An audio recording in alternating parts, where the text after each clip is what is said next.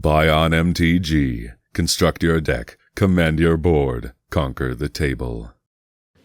Hello out there in the wide world of web. This is Rob with Bion MTG. Today we're doing the next chapter in the memory lane. So thus far we have done Arabian Nights, Antiquities, then we did Legends, and most recently The Dark, and today we are going to do Fallen Empires.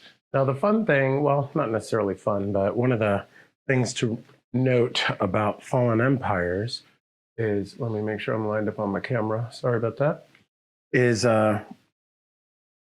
prior to Fallen Empires being released, game stores, when they would order their sealed product, they would get approximately half of what they ordered for. And that changed pretty dramatically with Fallen Empires because they more or less tripled the print numbers. So game stores were getting exactly what they asked for, and most of them expected getting half, so they had allotted money for about half. And with that, it hurt a lot of game stores, just the sheer volume that they pushed out. That in conjunction with the other expansions, because they had very good cards in it and there was a level of scarcity to it. People bought them up really quickly, and we would be remiss to say that Fallen Empires has the same power level of cards that the previous expansions did, but the sheer volume of them made them just sit on shelves forever. So now I didn't write down facts as I was a kid because I had no idea this game would still be around, but Legends was only on shelves for a month, maybe, if that.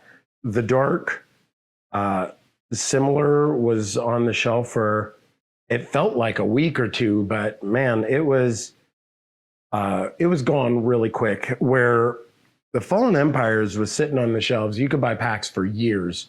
So these game stores that invested all this money just had to sit there and eat it. Little facts about Fallen Empires: released November 15 November 1994. I'm reading a piece of paper. I'm not doing this off my memory. Script. 15 November 1994. The print run was estimated somewhere between 312 to 340 million cards printed. The set symbol is this little crown. I'll pop it up on the screen so that way you can see the little crown. There were 8 cards in each pack, similar to Arabian Nights, and there were 60 cards in the packs, or in each box. There's 102 cards in Fallen Empires, but like if we look at here, Armor Thrall, Armor Thrall, Armor Thrall, Armor Thrall, yet they're all different artworks. There were, from a collector perspective, 187 cards because 15 different cards had 4 artworks or multiple artworks. What am I looking at? 36 rares or uncommon ones at this time. 30 uncommons. Of that, 25 were U3s, 5 were U2s, and there was a common one, Delphi's Cone, that was the only C1. So even though it was considered a common, from a rarity perspective, it was more or less an uncommon. There were 35 commons. Like I said, 15 of them had 4 different artworks, and 20 of them had 3 different artworks. At the 4 artworks were at C20, and the 3 artworks were at C3. Fallen Empires was the last set to be produced in English only, although the 2 previous sets, Legends and The Dark, had been produced in Italian. And due to a printing error, and I've never actually seen one of these, but I saw it on the internet, so I'll pop up a couple pictures. But this set was being produced by Cartamundi about the same time frame that another CCG called Waverin was being produced, and there was an issue at the printing press, and some Fallen Empires cards have a Waverin back, and from what I was reading, they were in Waverin packs. They were not in Fallen Empires packs, but they're a few $100 each because just the rarity of them. So I'm going to start going through the set So I'm going to start out with Aeolipile. It's 2-mana artifact that was 1 tap and sack to do 2 damage. So it more or less allowed you to have a direct damage ability without having to run red. At that time, most of us referred to this as the Holy Hand Grenade of Antioch. So I assumed that that was everywhere. And when they did the Monty Python Quest for the Holy Grail Secret Lair, I assumed this would be in there as the Holy Hand Grenade, but it was not. So that's okay. Armored Thrall. Thrall was a new creature type that got pushed out into this set. And I will say, one of the neatest things about this set is it really leaned into Magic the Gathering, establishing what was referred to as tribal, but a kindred or a creature type specific build, because we had Lord of Atlantis, but we didn't have a lot of merfolks for him. We had Goblin King, but we didn't have a lot of goblins for them. But in this set, they not only supported existing creature types, but they established and heavily supported others. The Balm of Restoration, not so great. It was just a little damage prevention thing, but 3 mana to prevent 2 damage or gain 2 life. I mean, at this point in the game, you could have used Healing Salve 1 mana to get 3. Basil Thrall was pretty cool because it more or less lets you pay 2 mana, have a blocker, and then get that 2 mana back, which was pretty cool. And once again, there are 4 artworks. When I look at the cards that have multiple artworks, my favorites were always either Richard Kane Ferguson or Quentin Hoover. They've just always been my favorites. Christopher Rush, of course, was an amazing artist, and Foglio's do awesome work, but you know what you like. And for me, it was Quentin Hoover or Christopher Rush. Bottomless Vault, kind of cool having the storage lands. They're not that great from today's perspective, but at this point in the game, we had mana batteries, and mana batteries are terrible from Legends, but this kind of let you get like a little buildup of mana. And the Orcs was a creature type that was established in this. Let me make sure both pages are actually on there. Okay. And the Orcs were kind of cool, but they never really got the same kind of support that the rest of the creature types did. Like Dwarves are just now getting a lot of support, but the Goblins always had a ton of support, and similar to the Elves, but they attempted to do something with Orcs. They just never really followed through with it. Breeding Pit was a pretty great card. During your upkeep, pay 2 mana or bury it or destroy it, essentially. At the beginning of your turn, put a Thrall that's a 0/1. So it was 4 mana with an upkeep of 2 to get a 0/1. And if you compare that to like Bitter Blossom today, it's not even marginally close, but we didn't have Bitter Blossom. So some people did use this for decks attempting to use that mana generation with Ashnod's Altar kind of thing, so you could sacrifice them to get 2 mana to build towards other things. Combat Medic was another one that had 4 artworks, and it was just prevented damage to a creature or player. It was kind of neat where it gave you something that you could put multiple mana into, but never really saw a lot of play. Concorn never really saw a lot of play. There's Giant Deep Spawn, 8 mana, so 5 and 3 blue for a 6/6 trampler at the beginning of your upkeep. Take 2 cards from the top of your library and put them into the graveyard and or destroy deep spawn. So its upkeep was to mill 2. They tried to always incorporate one giant creature, and it started to pick up after Leviathan with Deep Spawn, but nobody ever really played them. They were neat to have this giant mana payout, but nobody really fiddled with them. This is the Delphi's Cone that I was referencing earlier. That is technically a common, but it was a common 1. So it kind of gets classified as the uncommon. 0 mana, tap and sacrifice. If target creature you control attacks and is not blocked, you may gain power, or you may gain life equal to its power. And if you do, then you destroy this thing. Or they don't take the damage. But it was just a neat little thing you could do if you needed the life gain, and you could kind of, for 0 mana, tap and sacrifice and give your thing pseudo life link, but they wouldn't take the damage. The cube also didn't see a lot of play. Another Thrall. This was another really weird aspect. So it's 4 mana for a 4/4. From today's perspective, that's a vanilla creature, but they weren't sure at this point in the game if this was too powerful. So your black spells cost an additional black mana to cast. So they put a huge downside on this thing, and it's just, they never really saw play, not in any of my play groups. The Silex, discard a card at random to regenerate a creature. I mean, I suppose, but regeneration, they tried to find its balance, and at the end of the day, they just didn't really use it too much.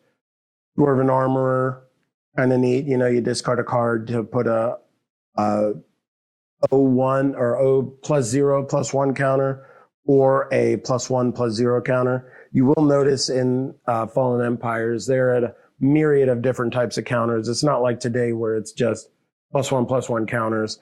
I'm pretty sure in here, and we'll see when we get to it, but there were +2/+2 counters, or -2/-2 counters, or +1/+Os. And it was just a really weird time in trying to figure out what the game is going to look like, and how to make it work. Another dwarf card, Dwarven Catapult. It was just an X spell, which is kind of cool. This is another one of the mana battery lands. But out of all the land types, I don't recall what they call these. I'll look it up, but it was come into play tapped, or you could tap it for whatever its color was, or tap and sacrifice it to add 2 of, which is really neat. And Evan Stronghold, I used to play this one quite a bit because I had for Type 2, when they established Type 2, which was the first separation or standard format from Vintage. I had a mono black Hand Disruption, the Rack and Hemta Torox and things like that. But Evan Stronghold was pretty integral in there because the intent of that deck was to try and get there real fast. If I didn't have a Dork Ritual, I could start with an Evan Stronghold and still get my Hemta Torox on turn 2, or not my Hemta Torox, my Hypnotic Spectre on turn 2. More dwarves, Dwarven Soldier. This was an example of a common 3 because it only had 3 different artworks, where the common 4s had 4 different artworks. Evan Praetor, 6 mana for a 5/5 trample for a strike. During your upkeep, put a -2/-2 counter on Evan Praetor. This is kind of what I was just talking about, how they had those obscure counter types. Looking at this, Elven Fortress. I know this is a common 4 because there's 4 artworks. They, like I said, they gave some support to elves in this. They bolstered that creature type. They bolstered goblins. They established thralls. They established fungus. And we finally got Trufus, which is Saproling Legendary. So you could dig back to all your terrible Fallen Empires cards and attempt to make a Saproling deck. This is the Elvish Farmer, kind of cool. I'm going to take this out because it's a little dark here. During your upkeep, put a spore counter on Elvish Farmer, yet another it's a token type or counter type. There's something in that sleeve. But 0 mana, remove 3 spore counters from Elvish Farmer, and if you do, you put a Saproling token into play. That's a 1/1 green creature. Or for 0 mana, you can sacrifice the Saproling to gain 2 life. It's just an O2 elf for 2. Really neat, but it is 2 different kind of 1 counter and 1 token all on 1 card. And at this time in the game, they didn't produce the actual token cards that were inside the packs.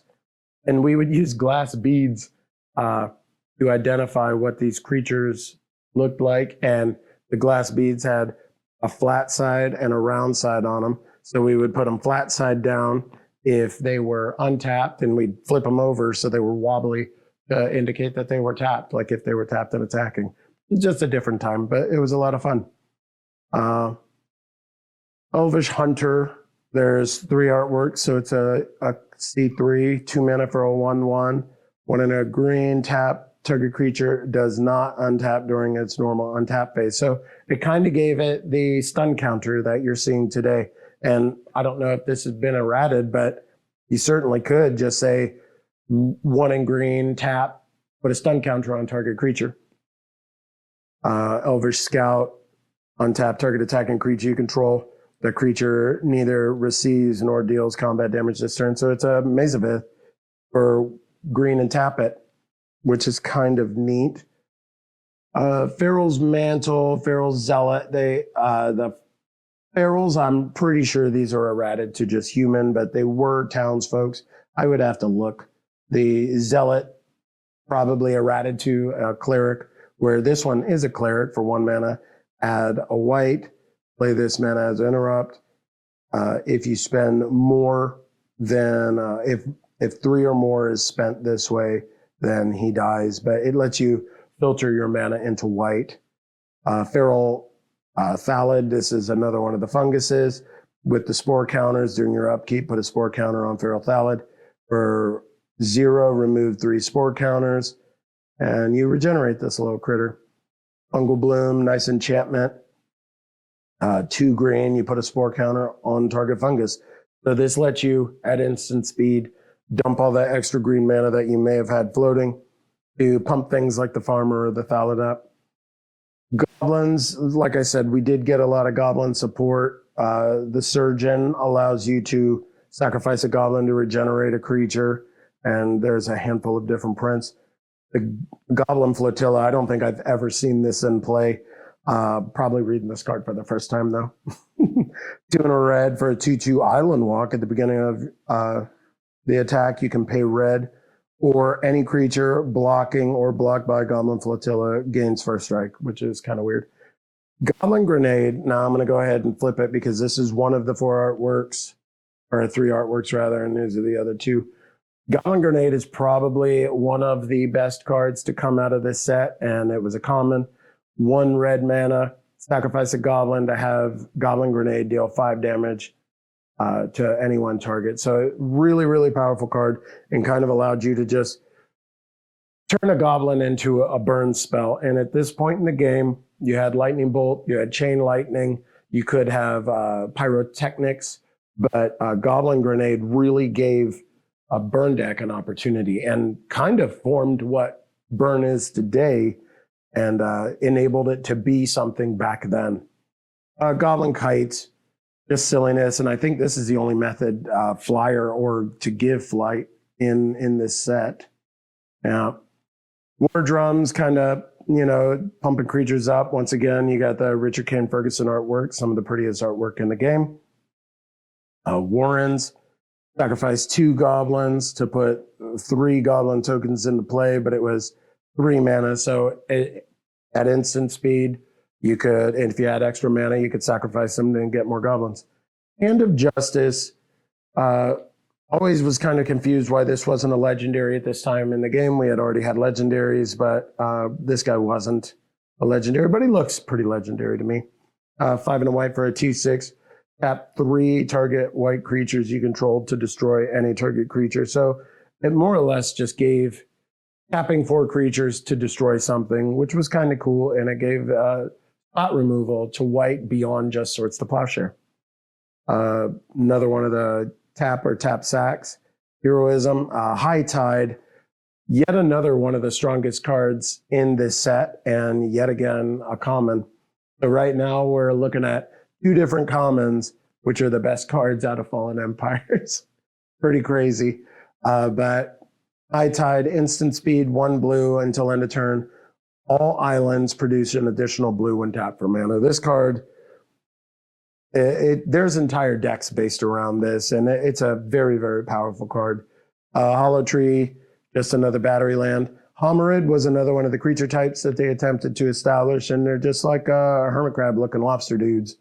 Some of them look like hermit crabs. And this guy's a disco lobster. This guy, I don't know. Looks like he's dancing a little jig of some sort. But yeah, Homerids never really took off. They weren't that great, even in Fallen Empire's time frame. So 94, I never really saw anybody trying to make a Homerid deck work. They just didn't really have the support structure, and individually they weren't strong enough to be worth wasting the time on. All right, Hem to Turok, Quentin Hoover artwork, beautiful. Yet another common, a common 4. Maybe the strongest card out of Fallen Empires is this common 4, so one of the easiest cards to get. But 2 black mana for a sorcery. Target player discards 2 cards at random from his or her hand. And if you didn't have enough cards, you discard your whole hand. You discard up to 2, at least 2. But this card was so good. That was really what inspired me building my Hand Disruption deck. And there was just something amazing about your turn 1, Swamp, Dark Ritual, rack, Hem to Turok. And your opponent knew what was coming because your turn 2 was like another Swamp and maybe a Hem to Turok or a Black Knight or a Pumper Knight, which we'll get to later in this set because the Order of the Ebon Hand, we referred to them as Pumper Knights because they were similar to the Black Knight, but you could pump mana into them. But one of the stronger cards out of this set. But Hem to Turok inspired me to build that deck, and man, I cleared a lot of tournaments with that. And playing against vintage stuff, my one of my best friends, Ryan, and I, we sculpted and worked on that deck pretty religiously, and took down a handful of events with it, and just crazy stories associated with that thing. The infantry, I mean, these banding cards never really did much of anything. I will say Drew Tucker's artwork is often underappreciated, but I think Drew Tucker was an amazing artist. So let's just look at that instead of how terrible this card is. The Javelineer, 1 white mana for a 1/1. When it brought into play, you put a Javelin counter on it, yet another type of counter. Tap and remove the Javelin counter, and it does 1 damage. So it actually had some level of utility to it, and people did play it. It just wasn't that great. Another one of the soldiers. So this is the Lieutenant. 2 white for a 1/2, and for white and 1, target soldier gets +1/+0 until end of turn. The Money Changer, beautiful Drew Tucker artwork once again. But there were multiple Money Changers. This is a common 3. You had the Phalanx. Amazing banding cards because anything with bands on it is just OP, right? The Priest gave +1/+1 until end of turn at a crazy steep cost. 1 and 2 white. Didn't really see much play. The Scout, the Richard Kane Ferguson artwork, just beautiful, but this card also really didn't see much play. You had Skirmisher, has bands and first strikes. All creatures that band with the Skirmisher gain first strike. This was at least somewhat functional because it gave everything first strike, but it still didn't see any play because nobody really played banding. It's not that difficult of a mechanic to understand, but people made it harder than it needed to be, and nobody really liked it, so it didn't really see much play. Storage land. Let's go to the Township. It's 5 and a white. Put 4 citizen tokens into play, and they're 1/1s. So it was 6 mana for 4 1/1s at sorcery speed. Not that great. Yeah, the Implements of Sacrifice. Nobody really used this thing. 2 mana and then 1 and tap. Add 2 mana. So it kind of lets you pay 3 for 2, so you could kind of save up your mana. Initiates of the Ebon Hand was really cool.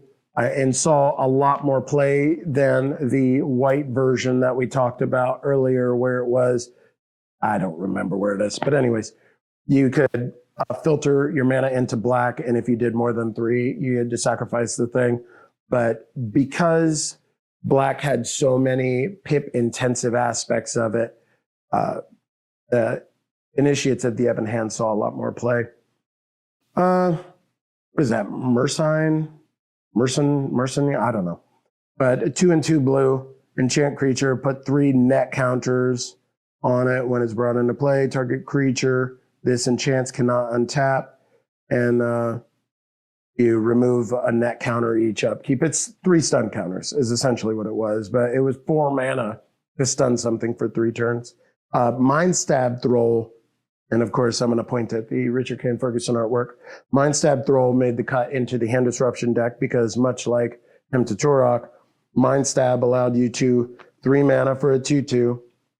If it attacks and it's not blocked, you can sacrifice this, and the player attacked had to discard 3 cards, which was pretty disgusting.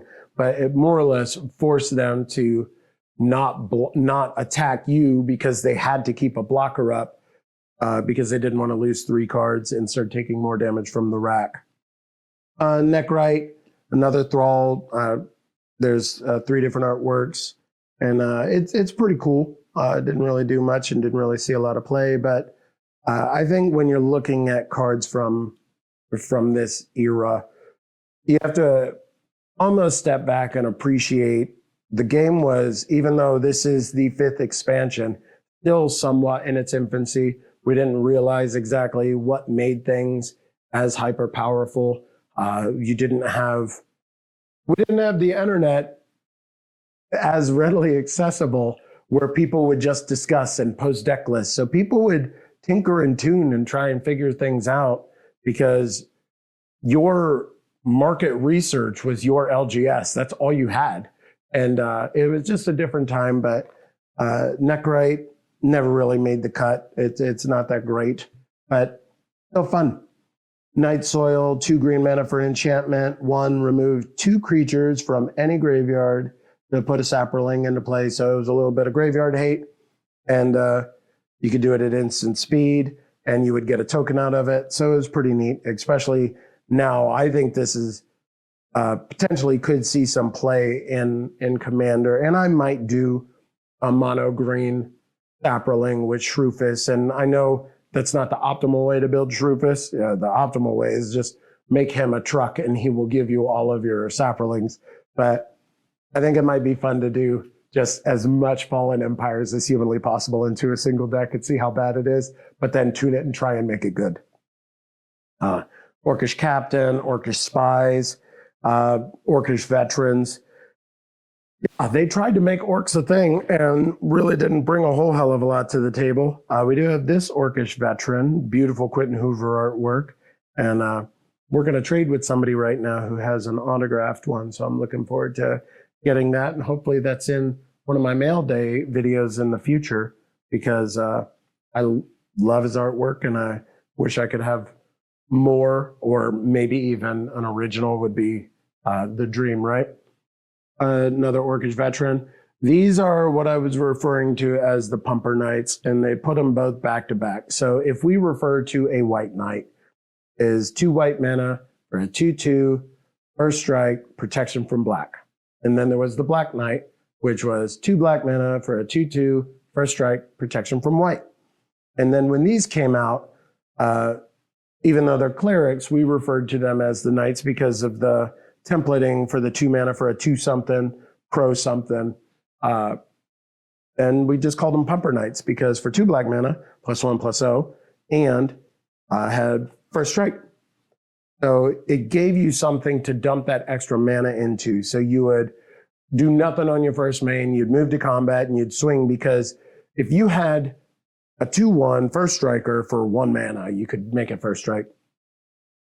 You made the opponent have to make the hard decisions. So you could have to dump the mana into the Order of the Ebon Hand. But for some reason, at that time in the game, people wouldn't block and they would just take the 2 damage. And then your second main, you would have all of your mana ready to make them discard the rest of their hands or do the rest of your turns. I think from today's perspective, I would take the make them have it approach or make them use it approach. And perhaps when they dump all that mana onto it, you kill it with your Aeolipile at instant speed. But Org was pretty great. Just a silly card and giant Org. And I think this is the only Org in the whole deck. We always just joked around that this should have just been like a Goliath of a goblin, but 6 mana for 5 and 2 red trample. Org may not attack an opponent who controls an untapped creature with power greater than 2. He can't block anything greater than 2. So he would only pick on 1/1s because he knew he was way bigger. Raiding Party, pretty beautiful artwork with Quentin Hoover there. Rainbow Veil saw quite a bit of play more recently, I would say 2001, 2002. It kind of correlated with the pandemic and people getting stimulant checks and buying out reserve lists that were somewhat cheap. And Rainbow Veil went crazy for a little while, but I think it's a fun card in that it really was one of the first appearances that kind of paved the way for multiplayer games. So like I love Commander, where Rainbow Veil, tap for 1 mana of any color, and then you pass it to an opponent, and it just gets passed around the table. Just a silly card, could go into a group hug deck, but not great, but still kind of neat, right? Ring of Renewal, discard a card at random for 5 mana to play it, 5 and tap it, discard a card and draw 2. That's crazy because you're discarding at random for a total of a 10 mana investment. Card draw wasn't what it is today.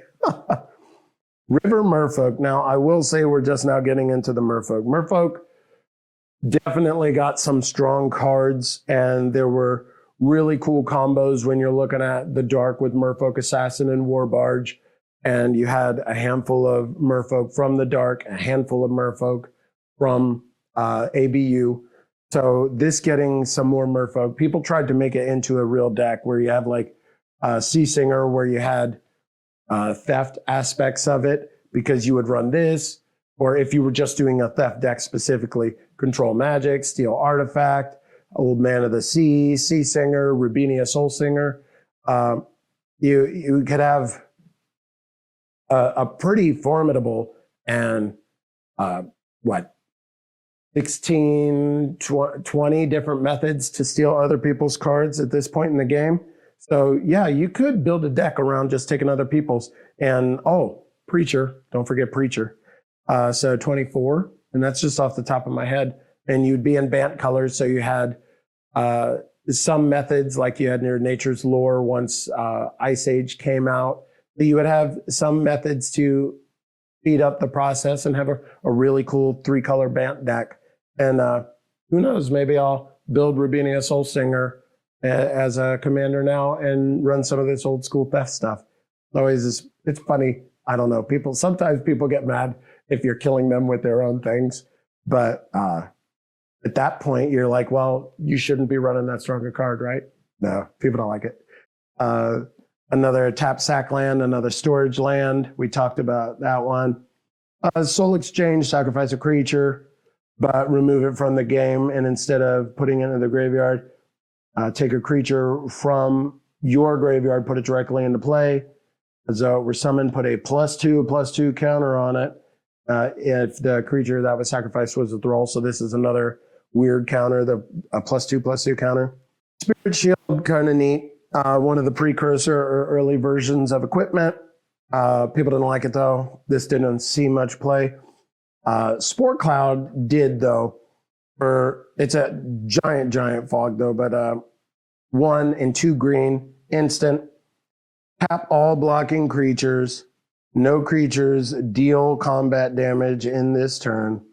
Neither attacking nor blocking creatures untap as normal during the controller's next unsap step. Now, I probably haven't read this card since 94, but thinking about this now from a commander perspective, could you imagine you got 2 people that are clearly in advantage, and one person's got like 20 creatures, another person's got like 15 or 17 creatures, and they do this huge combat swing like Clash of the Titans, and you Spore Cloud their combat phase, so nothing dies but everything's locked down, and you get to just willy-nilly kill those 2 because they don't have any blockers up. I think I might run this in my Saproling deck. I think this would definitely make the cut just because, I don't know, it's funny. 2 green mana for this fungus. It's an 0/1. It's got the same prefix. Put a spore counter every upkeep. 0 mana. Remove 3 spore counters. No creatures deal combat damage or deal damage in this combat. So it has a fog built into it that you could essentially fog every 3 turns. But we're all well aware that there's plethora of ways to proliferate in Commander. So you could potentially fog every turn, depending on what you have in play. Another Merfolk. This one we tried to make work because it's got a built-in counter spell, but it never really took. The Temple, the sack lands, like I said, these got some play, and really the two main ones were the blue one and the black one. Thallid, same prefix. You put a spore counter on it. This one's removed 3, and where is it? You put a token into play to make a 1/1. So it kind of splits every 3 turns. You get another one of these goofballs. More Thallids, more Thallids. I always thought this artwork was adorable because it's just a little bitty dude. Torm's Chant. There are 2 sides to it, and where is it? 1 and 2 green during your upkeep, pay a green. Whenever a player puts a swamp into play, Thelion's Chant deals 3 damage to him or her unless they put a -1/-1. There's a green one and there's a black one. So there's 2 versions of the same card. And I don't think we passed the black one. I think I would have noticed it, but yeah, kind of a neat card. The Devourer, this one eats the Saprolings. It can make Saprolings, but it eats them to put +2/+2 until end of turn.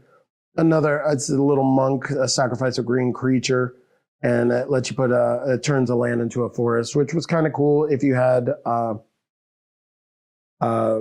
Force Walk or anything like that. But yeah, you mark change land with a counter. So you put, I don't know, a glass bead on it, a green one. Thorn Thallid. So this one, so you put the counters on it, you remove the spore counter, and it deals 1 damage. And I don't know how many of you remember dumb old commercials, but there was a device called the Salad Shooter, and it was a motorized device that you could put like a cucumber in and hold the trigger, and it would bing, bing, bing, bing, shoot out sliced cucumbers. And this we referred to as the Thallid Shooter. So, fun fact. Remember dumb stuff. The more you know. Thrall Champion. So, in efforts to establish Thrall as a legitimate creature type, they gave us a Lord within the same set.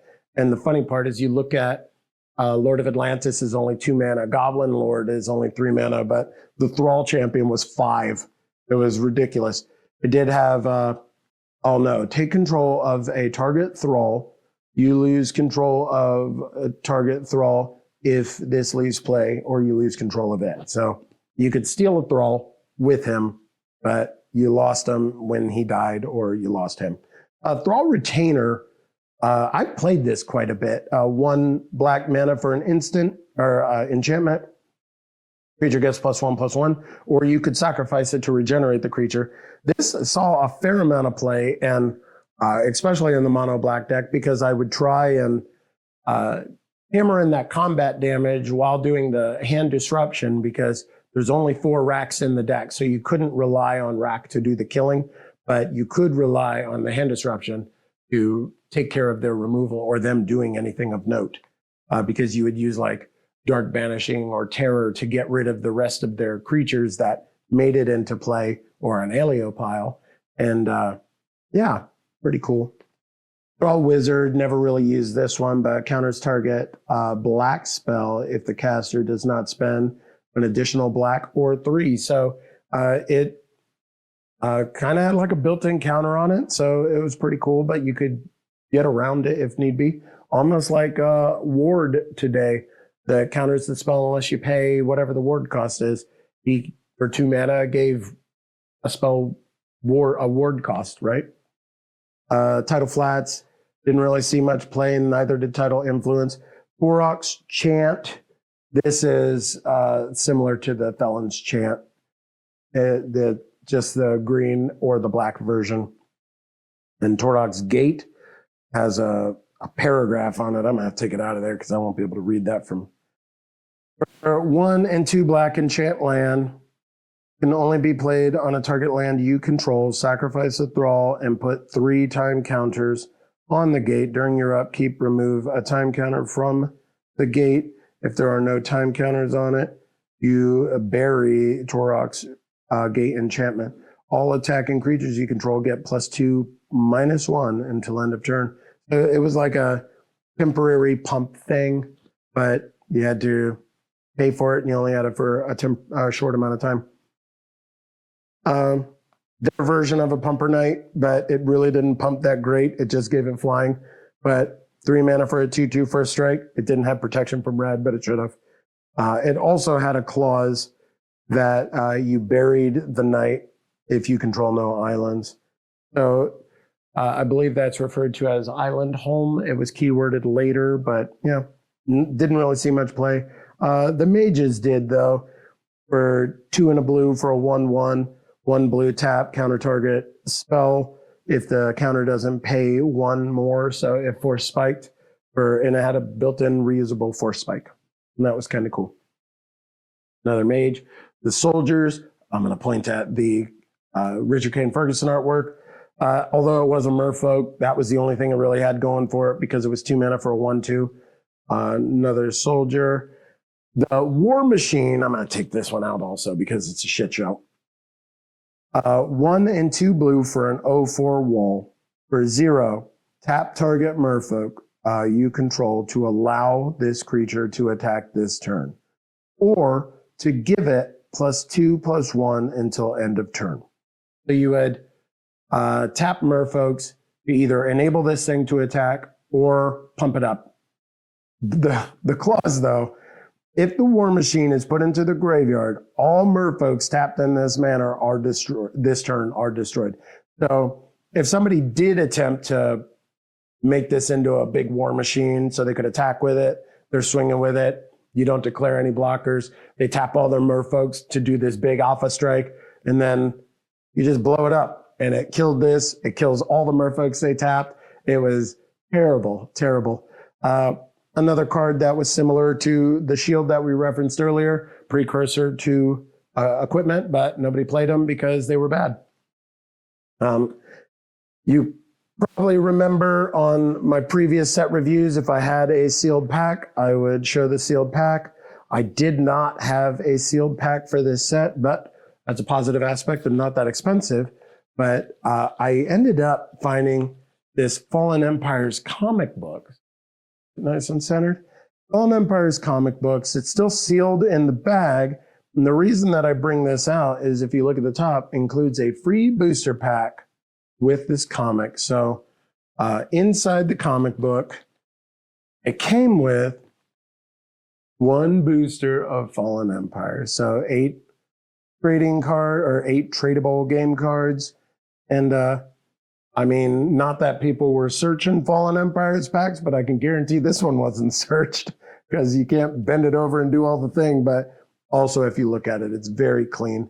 Part of me wants to take the pack out and just stick it into one of my little pack top loaders, but I'm not gonna because I don't know. It's kind of neat that it's in there. And if you guys are aware of any other comics that came with a sealed booster, I certainly would like to know because I would be interested in picking them up and putting them with this comic or the 2 Quentin Hoover comics that I picked up from doing that. And if any of you have a fair amount of the Armada comics, I would be interested. You could bleep bloop it in the comments if you have something that, I don't know, we could work a trade via the internet. Overall, this has been Fallen Empires. There's a handful of decent cards. There's not a lot of high-powered rares in this set, but it saw a little bit of love. And for me, it was pretty endearing because it really pushed to establish creature types or typals or kindreds or tribals, whatever you want to call them. And establish that a lot more in Magic the Gathering because although they existed before and there were lords for specific creature types, Fallen Empires is when I think Wizards finally realized, whoa, people want to make theme-based decks. They don't want to just make good stuff. They want to make a Thallid Shooter deck, or they want to make just goblins or just thralls. And it was a lot of fun. It is unfortunate the financial impacts that Fallen Empires had on many, many game stores, but it It's just part of Magic's history, and it's a pretty neat part. If you have any fun or neat interactions, or when Fallen Empires came out, what is the deck that popped up in your mind that you immediately went to work on and built? Please put it in the comments down below. I'd love to hear all about it. And I hope you're all having a great day. I'm Rob. This is Bion MTG. Good luck and have fun. Thank you for watching. Please like, subscribe, and comment down below.